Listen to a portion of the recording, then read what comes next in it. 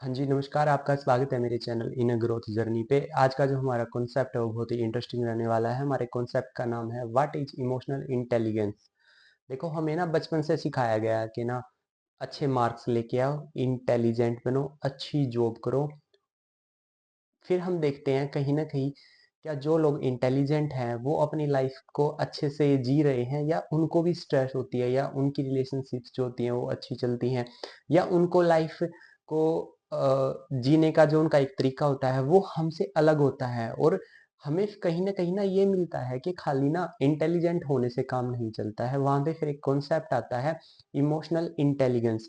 देखो, आईक्यू क्या होता है? आईक्यू से ना एक चीज होती है कि हम कितना लॉजिकल सोच सकते हैं, कितनी जल्दी हम प्रॉब्लम को हैंडल कर सकते हैं, और कितनी जल्दी हम किसी टॉपिक को का सॉल्यूशन जल्दी से करके उस चीज को खत्म कर सकते हैं। उससे हमें आईक्यू से क्या मिलता है? आईक्यू से अच्छी जॉब मिल जाती है, अच्छे मार्क्स आ जाते हैं, अच्छी डिग्री मिल जाती है।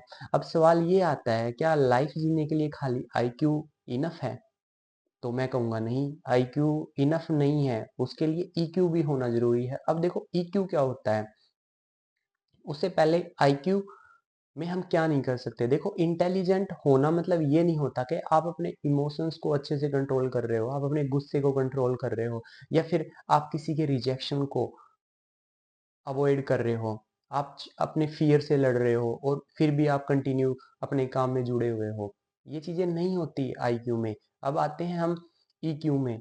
ईक्यू हमें क्या करता है? ईक्यू होता है किसी भी सिचुएशन से इजीली निकलना, चाहे वो गुस्सा है, चाहे वो किसी ने हमें कुछ गलत बोला है, या फिर किसी ने हमें सही बोला है। सेकंड क्या आता है? खुद पे कंट्रोल। हम ना वहाँ खुद पे कंट्रोल करना सीखते हैं। और जो इंसान खुद पे कंट्रोल कर लेता है ना, वो कहीं ना फिर ना उसको इजी लगने लग जाती हैं चीजें। और जो थर्ड होता है ना, वो आता है फिर कि एक फेलियर के बाद ईक्यू कैसे काम करता है। फॉर एग्जाम्पल देखो, आपने कोई जॉब ली है, आप उसमें काम कंटिन्यू कर रहे हो, अगर वो आपकी जॉब चली गई तो आप वहां पे देखो, अगर आईक्यू होगा ना तो आपके अंदर ना एक ना एटीट्यूड आएगा कि मैं तो इंटेलिजेंट हूँ, मुझे तो वैसे निकाला जा रहा है, मेरा तो टाइम खराब हो गया। बट ईक्यू होगा ना आपके पास, तो उसी चीज को थोड़ा सा ना रिप्लेस कर दोगे आप, कि चलो कोई नहीं, जो मेरा टाइम था मैंने यहाँ पे दिया, और मैंने कुछ ना कुछ सीखा है, मैंने अपना टाइम वेस्ट नहीं किया है यहाँ पे। तो ईक्यू होता है ना, वो हमारी लाइफ में ऐसे काम करता है। देखो, आईक्यू का काम होता है सक्सेस तक का, वो हमें सक्सेस दिला सकता है। अब जो उससे आगे का जो सफर होता है ना, वो ईक्यू के साथ हमें करना होता है। क्योंकि ईक्यू में ना रिस्पॉन्सिबिलिटी खाली अपनी नहीं होती, उसमें ना सामने वाले की भी होती है, कि भाई हम सामने वाले को कितना समझ सकते हैं, हम उसकी फीलिंग्स समझ सकते हैं या नहीं समझ सकते हैं। फॉर एग्जाम्पल देखो, अगर कोई रिलेशनशिप में है, उसके साथ कुछ मिसअंडरस्टैंडिंग होगी, या फैमिली मैटर है कोई, उसके साथ कोई मिसअंडरस्टैंडिंग होगी, तो आईक्यू क्या करेगा? आईक्यू करेगा सॉल्यूशन। जो प्रॉब्लम होगी ना वो आपको ढूंढ के दे देगा। बट ईक्यू क्या करेगा? ईक्यू करेगा कि हो सकता है हम 1% वहां पे गलत हो, तो ईक्यू सामने वाले की जो फीलिंग है ना उसको समझने में हेल्प करेगा। और फिर आपने बहुत बार देखा होगा कि ना इंसान ना बहुत जल्दी उसको रियलाइज हो जाता है, और वो एक वर्ड बोल देता है, सॉरी। क्योंकि वो तब होती है हमारी चीजें अंदर से जब हमारा ईक्यू ठीक ठाक होता है। तो खाली आईक्यू से काम नहीं चलेगा, आपको ईक्यू को भी अपनी लाइफ में ऐड करना पड़ेगा। देखो, आईक्यू लाइफ स्टार्ट करवाता है, ईक्यू लाइफ में सस्टेन रहना सिखाता है।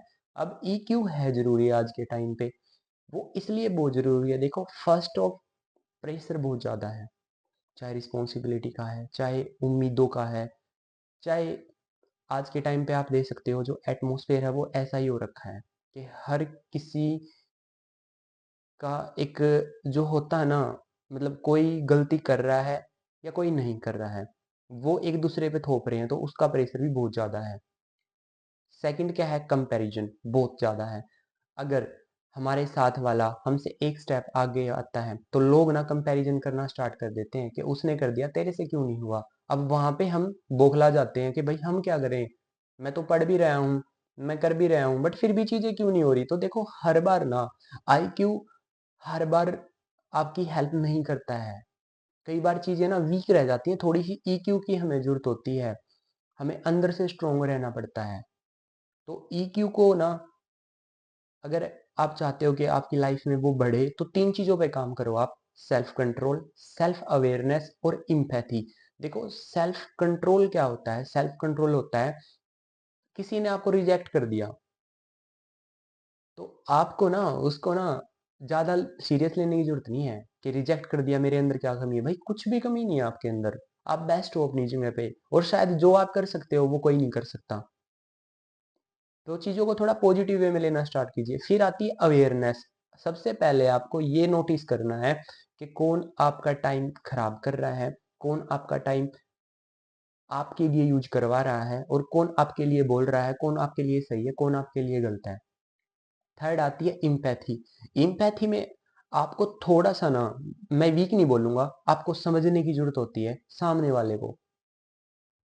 इतना भी इमोशनलेस नहीं होना होता लाइफ जीने के लिए कि सामने वाला मर रहा है और हम मुँह फेर के निकल गए। नहीं, ये कोई ज़िंदगी थोड़ी है। हमें कहीं न कहीं सामने वाले की भी फीलिंग समझनी होती है। अगर ये तीनों चीज़ें ऐड हो जाती हैं ना, तो लाइफ ना बहुत अच्छी हो जाती है हमारी कहीं न कहीं। तो हम ईक्यू पे काम कर रहे हैं। आईक्यू ऑलरेडी होता है सबके पास। सब स्मार्ट है यहाँ पे। सब के सब इतने स्मार्ट हैं कि पता नहीं है।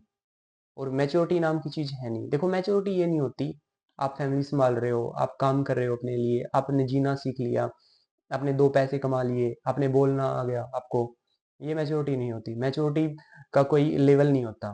मैच्योरिटी एंड तक नहीं आती। किसी किसी के अंदर कम एज में आ जाती है और किसी की एज पूरी निकल जाती है तब भी उसके अंदर मैच्योरिटी नहीं आती है।